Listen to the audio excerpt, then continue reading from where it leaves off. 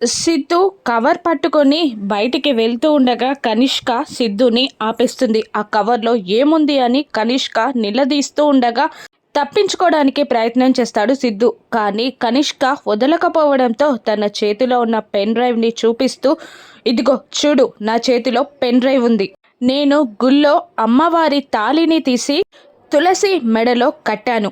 ఆ పెళ్లికి సంబంధించిన ఫుల్ ఫుటేజ్ ఈ సీసీటీవీ ఫుటేజ్కి సంబంధించిన పెన్ డ్రైవ్లో ఉంది అని కనిష్కకి నిజం చెప్పేస్తాడు సిద్ధు.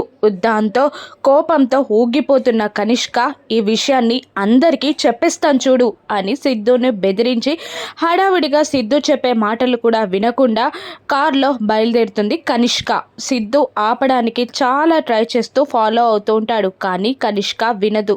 సరాసరిగా తులసి ఇంటి ముందుకు వెళ్ళి, ఏయ్ తులసి రావే బయటికి అని గట్టిగా అరుస్తూ ఉంటుంది కనిష్క. తులసి, అన్నయ్యలు, లక్ష్మి, వాళ్ళ నాన్న అందరూ బయటికి వస్తారు.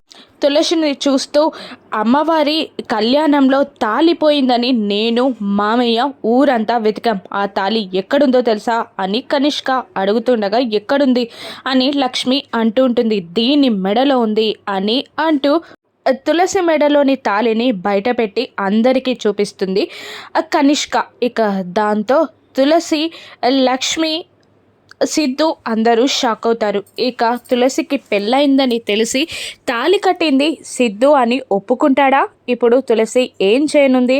రాను ఎపిసోడ్స్లో చూద్దాం. Thank you for watching.